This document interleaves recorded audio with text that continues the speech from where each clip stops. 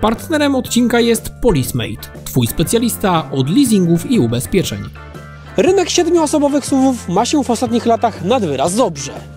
I chociaż z salonów Volkswagena znika Tiguan Allspace, to jego miejsce szybciutko zajmuje pojazd stojący obok mnie. Przed Państwem nowy Volkswagen Tayron.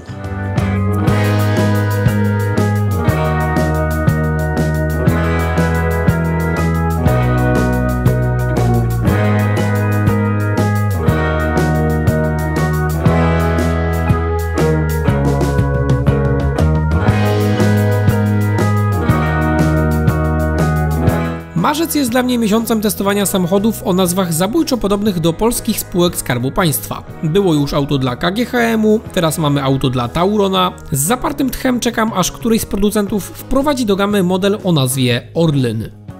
Nazwa Tayron nie jest jednak żadną nowością, bo od lat pojawia się na klapach samochodów Volkswagena sprzedawanych w Ameryce Północnej oraz w Chinach.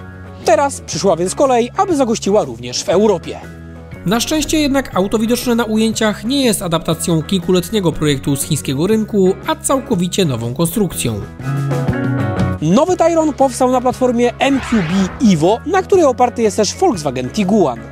Teraz jednak różnice pomiędzy Tiguanem a jego większym bratem mają być znacznie większe niż miało to miejsce do tej pory, przez co ciekawostka, oba modele nie dzielą z sobą żadnego elementu karoserii. Oczywistym jest więc, że wygląd samochodu będzie się różnił, chociaż na pierwszy rzut oka trzeba się trochę poprzyglądać, aby to dostrzec. Z przodu zauważymy, że ma być nieco bardziej zadziornie, a wiele obłości zgumowano i zastąpiono je nieco ostrzejszymi liniami. Widać to choćby w inaczej poprowadzonej dolnej części reflektorów, która nie jest aż tak obuła, a została podcięta. Światła obecne w naszej demówce to IQ Light HD, którymi zachwycałem się już w Tiguanie i które już teraz polecam Wam poważnie rozważyć. Dopłata do nich wynosi 3200 zł dla testowanej odmiany Airline i zdecydowanie jest to gadżet warty każdej z tych złotówek. W opcji tej jeden reflektor posiada aż 19200 indywidualnie sterowanych diod LED, które jeżdżąc nocą robią wręcz oszałamiające wrażenie i to niezależnie od Waszego układu odniesienia. Szczerze przyznam, że według mnie niejedna marka premium może tych świateł Volkswagenowi pozazdrościć. Dla mnie te reflektory w nowym Volkswagenie to jest po prostu obowiązkowy dodatek. No ale wróćmy do różnic w wyglądzie. Pas biegnący za logo marki jest teraz nieco niższy, a otoczka grilla z wesołego pyszczka Tiguana przekształciła się w nieco bardziej prostokątny kształt, przez co wygląda groźniej. Inne jest też wypełnienie grilla, w którym w niższych wersjach nie zauważymy już prostych pasków, a wzór na kształt kijów hokejowych, choć akurat o tym Wam za dużo dziś nie opowiem, bo dziś do testu wjechała odmiana Airline. W niej zderzak akurat jest dość podobny jak w Tiguanie, chociaż też nie jest identyczny. Gdy zaczniemy porównywać 1 do 1, to zauważymy, że w Tayronie atrapa grilla podchodzi jeszcze nieco dalej, jeszcze nieco bardziej zbliżając się do reflektora. W naszej demówce w oczy rzucają się również 20-calowe alufelgi York z oponami w rozmiarze 255×40, które świetnie pasują do zadziornego charakteru odmiany Airline oraz do lakierowanych na czarno nakładek na błotnikach. Tu na pewno zwrócicie też uwagę na spory rozstaw osi i znacznie dłuższe zwisy, które sugerują, że Tayron jest autem znacznie większym od Tiguana i faktycznie tak jest. Na rozstawie osi Tiguana i Tayrona dzieli 10 cm, a patrząc na długość nadwozia, Tayron okazuje się dłuższy i to aż o 25 cm. Tayron znajduje się niemal idealnie pośrodku swojego segmentu, będąc odrobinę dłuższym od Kodiaka, odrobinę krótszym od Hyundai Santa Fe i będąc niemal takiej samej długości jak Peugeot 5008, tyle tylko, że od ostatnich dwóch konkurentów ma krótszy rozstaw osi. Czy to przełoży się na mniejszą obszerność w kabinie? Za chwilę będziemy to sprawdzać. Z tyłu różnice też nie są gigantyczne, ale jak zaczniemy się przeglądać, to są dostrzegalne. W oczy rzucają się zwłaszcza nowe lampy o bardzo ciekawym trójwymiarowym wypełnieniu oraz inne wyprofilowanie klapy bagażnika, w którym pojawiły się takie trójkątne wytłoczenia. Nieco węższa jest też blenda łącząca tylne światła, w centrum której zauważymy, proszę o werble, podświetlane logo producenta. Daj pan spokój, kiedyś to było. Dokładnie tak. Volkswagen idzie o jeszcze krok dalej niż w przypadku Tiguana i w Tayronie. Nie dość, że mamy podświetlane paski LEDowe zarówno w przednim grillu, jak i na klapie bagażnika, to do tego mamy jeszcze podświetlane logo producenta i to zarówno z przodu, jak i z tyłu. Wiadomo, że gusty są różne i z nimi się nie dyskutuje, ale w moje za bardzo się to nie wpisuje. Zwłaszcza patrząc na to auto po zmroku, dla mnie ono wygląda jak Rudolf Czerwononosy. Tayron Czerwononosy. Dodam muzyczkę, jak nie będzie praw autorskich. Niemniej, mimo tego szczegółu, całość prezentuje się przyjemnie dla oka oraz bardzo solidnie. To też według mnie najlepsze słowo, którym możemy opisać odgłos zamykanych drzwi, a także widok zza kierownicy, w którym bardzo wyraźnie rzuca się w oczy wysoko prowadzona maska. Współczynnik oporu powietrza CX wynosi tutaj 0,28, a więc jest taki sam jak w nowym Tiguanie. No ale przejdźmy już do tego, co na pewno ciekawi Was dużo bardziej, a więc do obszerności kabiny. Tayron co prawda bazowo występuje jako odmiana 5-osobowa, ale za dopłatą 4400 zł w bagażniku pojawią się 2 dodatkowe miejsca, co ma też miejsce w naszej demówce i co też będziemy dokładnie sprawdzali. Zacznijmy jednak od drugiego rzędu siedzeń, w którym miejsca jest od groma. Grupa Volkswagena ma według mnie największych magików od wyczarowywania przestrzeni w kabinie i w Tayronie to naprawdę czuć. Miejsca na stopy mam tutaj tyle, że z powodzeniem mógłbym nawet w butach narciarskich tutaj podróżować. Przed kolanami spokojnie 5 palców mieszczę, nad głową 6 palców i to mimo obecności szklanego dachu. Kanapa oczywiście jest przesuwana i to w sporym zakresie, a także mamy regulację kąta pochylenia oparcia i to również w sporym zakresie, choć inaczej niż w Peugeotie 5008, akurat tutaj kąt oparcia rozdzielamy w proporcjach 40:60, a nie osobno dla każdego z 3 miejsc. W 5008 mieliśmy też mniejszy tunel centralny, który tam był ledwie zarysowany, a tutaj jest dużo bardziej wyraźny. No i tam mieliśmy bardzo miękkie oparcie centralne, a tutaj jest dużo sztywniejsze, ale inaczej niż Peugeot, Volkswagen dużo lepiej dba o nasze łokcie. Po pierwsze widzimy centralny podłokietnik, który jest przyjemnie mięciutki. Po drugie, podłokietniki na drzwiach też są mięciutkie, a do tego mają właściwą szerokość, przez co łokieć z nich się nie zsuwa. No i tak jak w Tiguanie, tak i tutaj widzimy patent z wysuwaną tacką z cup holderami, które też możemy wykorzystywać jako podstawkę pod smartfona. Jest to bardzo wygodny gadżet, tym bardziej, że możemy sobie go przesuwać w lewo i w prawo. Jedyne co mnie smuci, to że na zewnętrznych częściach tej tacki nie mamy żadnych ścianek ograniczających. I z jednej strony to jest fajne, bo będziemy tutaj mogli na przykład położyć sporego tableta, który będzie szerszy niżeli ta tacka, ale z drugiej strony, kiedy położymy tutaj normalnej wielkości smartfona, to kiedy szybciej wpadniemy w zakręt, ten smartfon może wylecieć stąd niczym z katapulty. Na szczęście nie wypadł z auta. Poza tym nie widzimy też żadnych budżetowych dziwactw, jak przykładowo zaślepione plastiki przy braku roletek, co trochę mnie zaskoczyło właśnie w Peugeotie 5008. Oczywiście widzimy tu też trójstrefową klimatyzację, która seryjna jest dla każdej wersji. Jeżeli chodzi o materiały wykończeniowe, to tak jak w Peugeotie 5008, tak i tutaj górna część drzwi jest wykończona nieco gorzej niż górna część drzwi z przodu. Tutaj mamy twardy plastik, który też powtarza się w okolicy chwytaczki do drzwi. No i to powiedzmy są minusy, ale są też spore plusy i to jest pozostała część drzwi, która zwłaszcza w odmianie Airline wygląda bardzo, bardzo dobrze. Tutaj widzimy włókniny alkantary, widzimy taki ładny niebieski paseczek, do tego białe przeszycia. Nawet piano black, które się pojawia na drzwiach, wydaje mi się do tego dobrze pasować, tym bardziej, że no tutaj nie będziemy go miziali palcami, więc jako taki dekor jakoś za bardzo mi on nie przeszkadza. Oczywiście mamy też roletki przeciwsłoneczne w drzwiach, a poza tym mamy wiele miejsc do schowania smartfona, a gdybyśmy mieli przewozić długie przedmioty, to oczywiście centralną część kanapy możemy położyć, no i przewozić tutaj na przykład narty, albo wędkę, albo rurę kanalizacyjną FI 150. Krótko mówiąc, drugi rząd siedzeń oceniamy bardzo pozytywnie. Jeśli chcemy przejść do trzeciego rzędu siedzeń, to używamy wajchy i kanapa odjeżdża do przodu, a oparcie się pochyla. Dolna część z siedziskiem nadal jednak pozostaje pozioma, nie kładzie się do przodu, tak jak to miało miejsce na przykład w Peugeotie 5008. Natomiast gdy już usiądziemy z tyłu, to zauważymy ogromną przewagę nad przywoływanym Peugeotem, jakim są sensowniej przemyślane prowadnice kanapy drugiego rzędu siedzeń. W 5008, zwłaszcza na prawym fotelu w bagażniku, z miejscem na stopy było wręcz tragicznie, a tutaj stopy mieszczą dużo wygodniej. Miejsce przed kolanami jest oczywiście mocno uzależnione od ustawienia kanapy w drugim rzędzie, ale według mnie, jak na SUV-a, nie jest z tym najgorzej.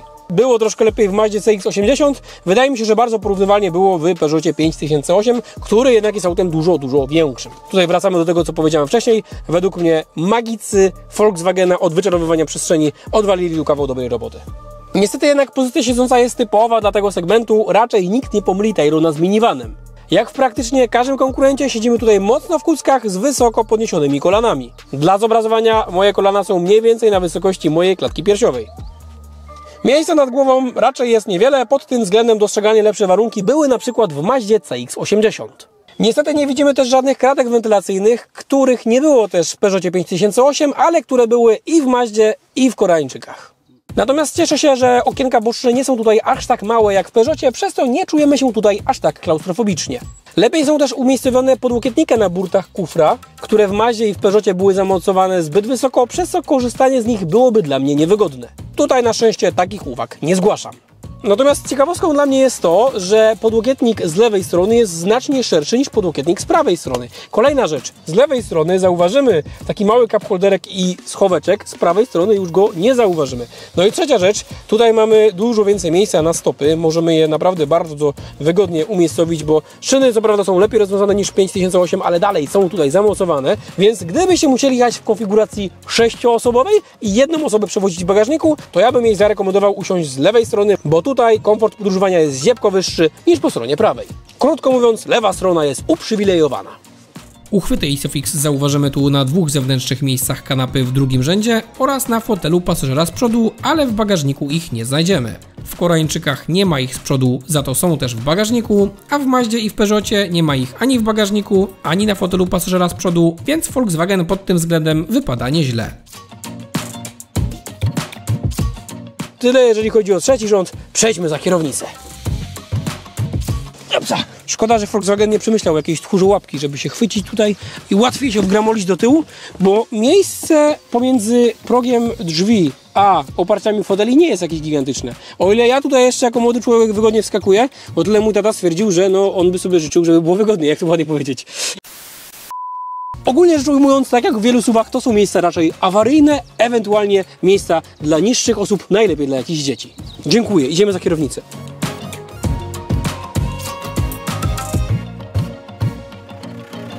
Kokpit wygląda praktycznie identycznie jak w Tiguanie. To, co tutaj przyciąga wzrok najbardziej, to oczywiście ekran multimedialny, który bazowo ma całkiem rozsądne 12,9 cala, a za dopłatą pojawia się widoczny w naszej demówce 15-calowy telewizor. Ekran omawiałem Wam już dokładnie właśnie przy okazji testu nowego Tiguana, więc tutaj tylko szybko przypomnę, że dla mnie jego rozmiar jest chyba trochę zbyt duży i przez to ten ekran, zwłaszcza przy pierwszym spotkaniu, może być wręcz przytłaczający. Efekt ten jest potęgowany przez to, że praktycznie wszystko, co chcemy zmienić w samochodzie, musimy robić właśnie z poziomu multimediów. Fizycznych przycisków zbyt wiele tu nie pozostawiono.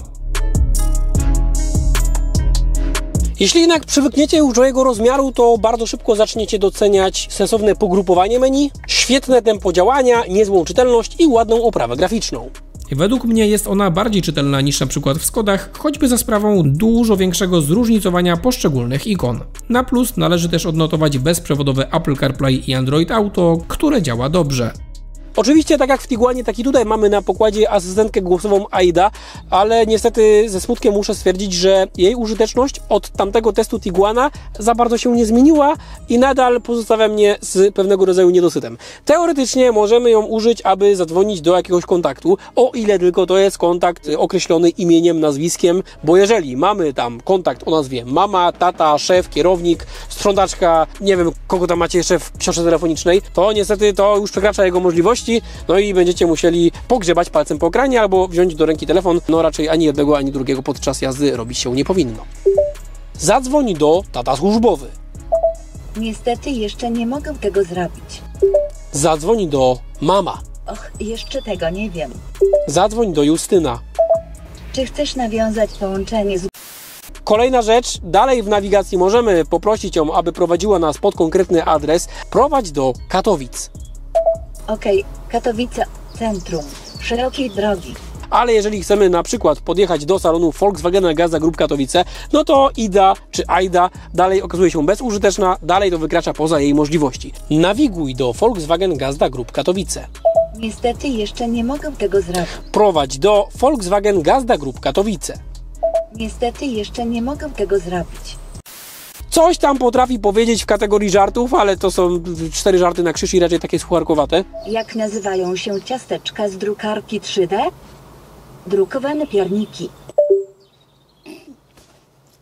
Ale to było suche, muszę wodą popić. Niestety też nadal nie widzimy w tym asystencie głosowym integracji z czatem GPT, a przynajmniej ja tego nie potrafię odpalić. Jakie jest zaludnienie Katowic? Niestety jeszcze nie mogę tego zrobić. Jaka jest najlepsza włoska restauracja w okolicy? Niestety jeszcze nie mogę tego zrobić. Tak więc powiem szczerze, odczuwam delikatny niedosyt, bo żywiłem nadzieję przy teście Tiguana, że to będzie rozwijany asystent głosowy, że kiedy za rok będę testował jakiegoś Volkswagena, to będę się nim zachwycał, a tutaj widzę, no Volkswagen repta w miejscu i nic się do tej pory nie zmieniło. Szkoda. Jaki jest najlepszy salon Volkswagena na Śląsku? Volkswagen Gazda Group Katowice. O, bardzo ładnie sobie poradziła, a teraz pytajmy ją... Nie wiem. Na razie nie zadałem pytania, spokojnie. Gdzie szukać najlepszego leasingu i ubezpieczenia?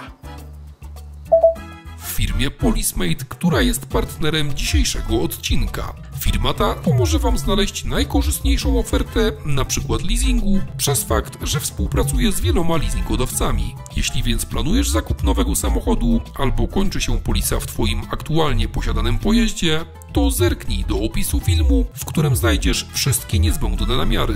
Tak naprawdę nie byłam asystentką Aida, ktoś Was tu robi wwała. Tu jeszcze poproszę, Aido, zadzwoń do Dominika, albo lepiej, wyślij mu maila z numerem VIN mojego samochodu i poproś, aby wystawił polisę, która kończy się 14 czerwca. Pod ekranem widzimy też suwaczki do regulacji temperatury w kabinie oraz głośności. Widzimy też przerzucenie lewarka zmiany biegów w miejsce dotychczasowej manetki od wycieraczek. No ogólnie widzimy bardzo wiele elementów, które zdążyliśmy już poznać i omówić przy okazji testu Tiguana. Podobnie znamy już cyfrowe zegary z ekranem o przekątnej 10,2 cala i zwłaszcza widząc, w jaką stronę poszły cyfrowe zegary w nowych modelach Audi, coraz bardziej doceniam to, co widzimy w Volkswagenie. Ekrany nie są osłonięte daszkiem, ale nijak to nie przeszkadza przez obecność specjalnej, bardzo skutecznej powłoki antyrefleksyjnej. Poza tym, pamiętając, jak wyglądał daszek w nowej Skodzie Superb, wolę, żeby z daszkami w grupie Volkswagena już nie eksperymentowali. Zegary są intuicyjne, mają spore możliwości personalizacji oraz możliwość wyświetlania na nich pełnej mapy nawigacji. Jeżeli czegoś bym się musiał w nich na siłę doczepić, to do szybkości działania, która nie jest aż tak błyskawiczna jak w stacji multimedialnej. Z drugiej strony to naprawdę jest czepianie się na siłę. Cyfrowe zegary, zwłaszcza na tle tego, co się dzieje w innych markach koncernu Volkswagena, oceniam tutaj bardzo pozytywnie. Wraz z większymi multimediami na pokładzie pojawia się też wyświetlacz przezierny head-up, który co prawda nie jest wyświetlaczem trójwymiarowym, jak to ma miejsce w niektórych elektrycznych modelach Volkswagena, ale cieszę się, że wskazania są rzucane bezpośrednio na szybę, a nie na jakąś dodatkową płytkę. Na pokładzie mamy też system kamer 360 stopni, w którym, tak jak w Tiguanie, kamera cofania pozostawiła mnie z delikatnym niedosytem. Spory wpływ na brak mojej satysfakcji ma zatrważająca przekątna ekranu multimedialnego, przez którą obrazek z kamery musi być mocno rozciągnięty, a że kamera cofania nie ma najwyższej rozdzielczości, to skutkuje to niezbyt imponującą ostrością. Tak jak w wielu innych markach koncernu Volkswagena, tak i tutaj odnoszę wrażenie, że przednia kamera ma nieco lepszą jakość, do niej uwag nie zgłaszam. Plus za to, że kiedy skręcamy kierownicę, to obraz z kamery również niejako zdaje się zaglądać w stronę, w którą zaraz będziemy skręcać. Nagłośnienie wydaje się być identyczne jak w Tiguanie i według mnie jego brzmienie jest wystarczająco dobre, zwłaszcza jak na bazowe nagłośnienie dla tego modelu. Jeśli ktoś, podobnie jak ja, oczekuje czegoś więcej, to w opcjach czeka Harman Kardon, do którego dopłata wynosi 4260 zł. Od testowanej przez nas wersji Airline na pokładzie pojawiają się też sportowe fotele ze zintegrowanymi zagłówkami oraz funkcjami masażu, jednak w naszej demówce pojawiło się coś jeszcze lepszego. Wśród opcji tego konkretnego egzemplarza zauważymy pozycję za blisko 12 000 złotych, jaką są skórzane fotele Ergo Active Plus, które posiadają funkcję elektrycznej regulacji, masażów, wentylacji oraz aktywnych zagłówków regulowanych w dwóch płaszczyznach. Fotele te są bardzo wygodne, wszechstronnie regulowane oraz posiadają też pneumatyczną regulację odcinka lędźwiowego.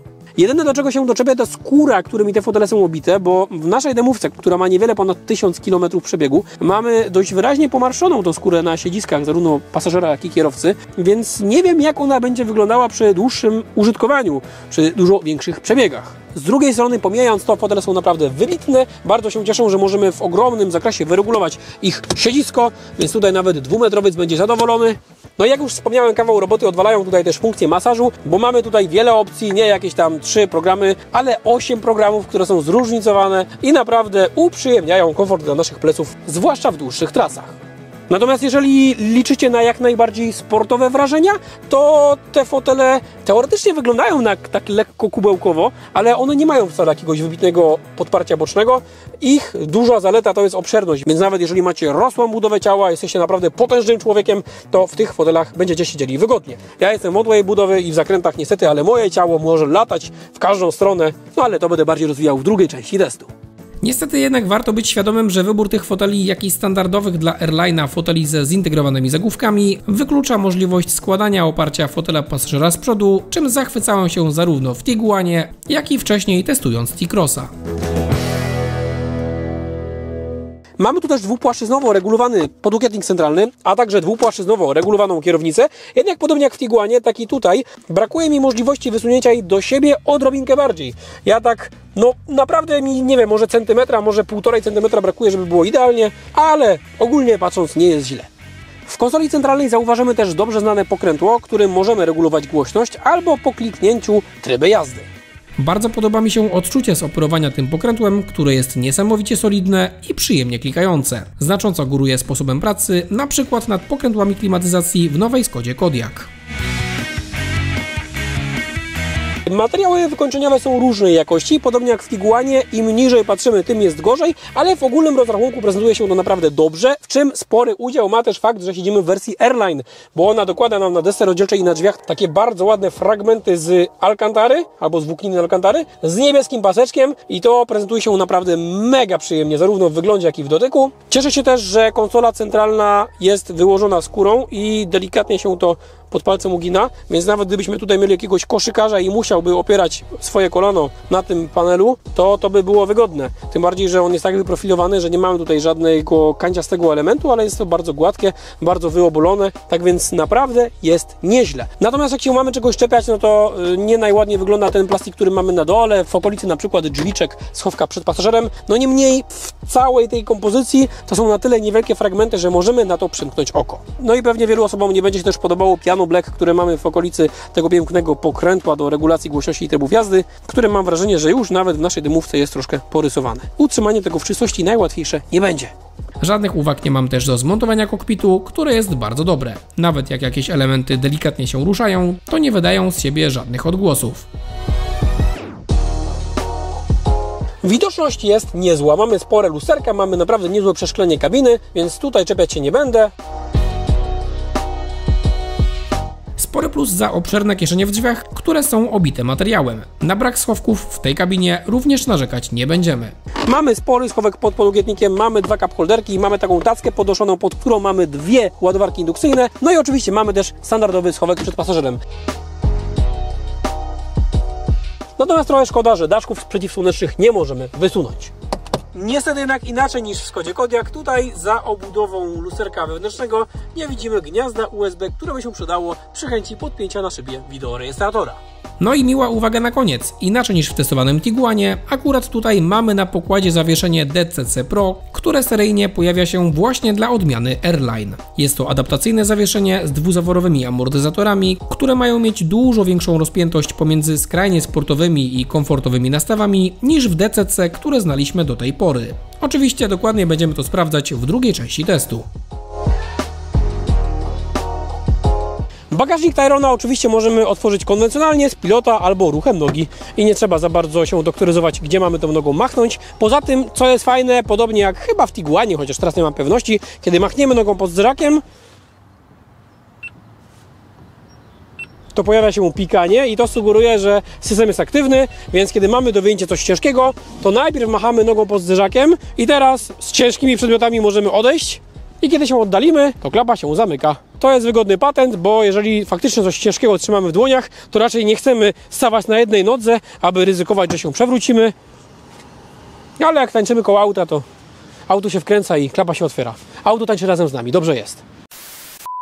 Bagażnik Tyrona zawiera w sobie wszystkie zalety bagażnika Tiguana, plus do tego dokłada znacznie większą pojemność. W Tiguanie kufer miał 652 litry bazowo, a tutaj mamy mieć do dyspozycji nawet 850 litrów przy złożonych oparciach w bagażniku, a więc mówimy o naprawdę ogromnych wartościach. Już na oko wydaje się być większe od bagażnika choćby w Peugeotie 5008, więc nawet jeżeli ta pojemność zawiera w sobie schowek pod podłogą bagażnika, to i tak ten bagażnik jest naprawdę ogromny. I taka ciekawostka, według cennika w tym samochodzie powinniśmy mieć koło zapasowe, które tutaj jest seryjne, ale my akurat patrzymy na taki egzemplarz, który był konfigurowany jeszcze zanim były cenniki, więc tutaj mamy takiego białego kruka, który tego koła zapasowego nie ma, ale jeżeli Wy sobie zamówicie taką konfigurację, to nawet jeżeli będziemy mieli 7 miejsc na pokładzie, to koło zapasowe pod podłogą się znajdzie. Gdy złożymy oparcia w drugim rzędzie siedzeń, to kufer powiększa się do 1905 litrów, więc jako wsparcie przy przeprowadzkach również się sprawdzi. To, co boli mnie najbardziej, to wspominany już brak możliwości na położenie oparcia fotela pasażera z przodu. Jeżeli często planujecie w aucie przewozić ultra długie przedmioty, to lepszym wyborem może się dla Was okazać na przykład odmiana Elegance. W niej ten patent jest na pokładzie. Trochę też szkoda, że inaczej niż w Mazdzie CX-80 nie zauważymy tutaj gniazdka 230V, musi nam wystarczyć gniazdo zapalniczkowe. Poza tym nie zgłaszam żadnych uwag. Są haczyki, jest miejsce na roletę, są całkiem regularne kształty i ładne wykończenie bagażnika. Nie ma też żadnych wpadek, jak przykładowo tajemnicza przestrzeń pod fotelami trzeciego rzędu siedzeń w jednym z testowanych niedawno 7-osobowych SUV-ów, do której dostęp może mieć tylko specjalnie tresowany chomik. Zauważymy tu też paski przydatne, gdybyśmy chcieli rozłożyć oparcia w trzecim rzędzie siedzeń, na brak których skarżyłem się w niedawno testowanym Volvo XC90 oraz w Peugeotie 5008. Do naszej demówki domówiono też za 6000 zł opcję, jaką jest elektrycznie rozkładany i składany hak holowniczy. Tyle tylko, że tutaj elektrycznie rozkładany oznacza tyle, że hak się odblokowuje, zablokować musimy go sami. W ten oto sposób. Podobnie, kiedy chcemy go złożyć, klikamy przycisk, hak się odblokowuje i musimy go odprowadzić manualnie. Wraz z tą opcją na pokładzie pojawia się też Trailer Assist, który znacząco ułatwia Wam manewrowanie właśnie z przyczepą.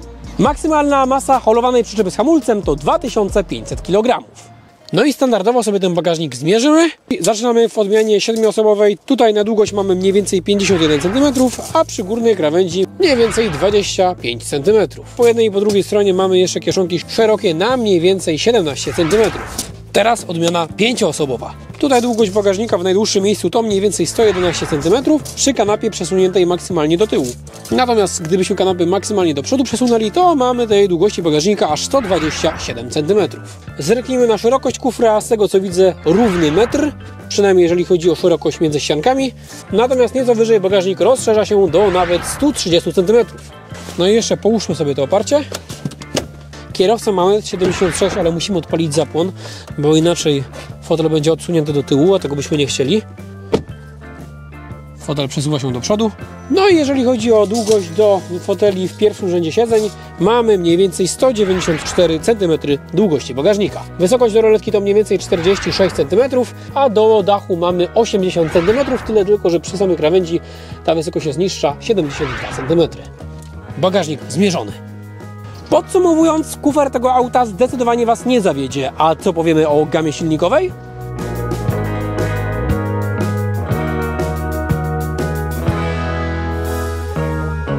Powiemy bardzo dużo dobrego, bo zwłaszcza jak na obecne czasy jest niesamowicie rozbudowana i niejednego z przywoływanych dzisiaj konkurentów może wpędzić w kompleksy.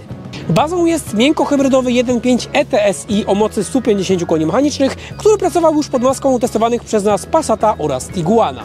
Na fanów większych wrażeń czeka 2.0 TSI o mocy albo 204, albo 265 koni mechanicznych. Osoby więcej jeżdżące w trasach na pewno docenią 2-litrowego diesla o mocy albo 150, albo 193 koni mechanicznych, którego widzimy też zresztą w naszej demówce. Są też hybrydy typu plug-in bazujące na benzyniaku 1.5, które generują albo 204, albo 272 konie mechaniczne. Te z kolei wyróżniają się ogromnym akumulatorem oraz możliwościami ładowania, bo prądem przemiennym możemy je ładować z mocą 11 kW, a prądem stałym z mocą nawet 50 kW, co w 2025 roku, patrząc na konkurencyjne hybrydy plug-in, robi spore wrażenie. W testowanym niedawno Volvo XC90 w odmianie T8 mogliśmy o tym tylko pomarzyć. Przy wyborze silników warto jednak pamiętać, że masa auta stojącego obok mnie wynosi 1885 kg, więc jest tu co napędzać. Tym bardziej się cieszę, że pod maską stojącej obok nas zajmówki mamy mocniejszego diesla, który z momentem obrotowym na poziomie 400 Nm powinien nas katapultować do setki w 8 sekund oraz pozwalać na osiąganie maksymalnie 221 km/h. A czy faktycznie tak jest? Oczywiście będziemy to sprawdzać. Jeśli natomiast ciekawicie, jak to auto jeździ, ile to pali, jak ocenimy zawieszenie DCC, jak świecą te reflektory matrycowe, jak działają jego asystenci i ile to cudo kosztuje, przekonacie się o tym już wkrótce w drugiej części testu.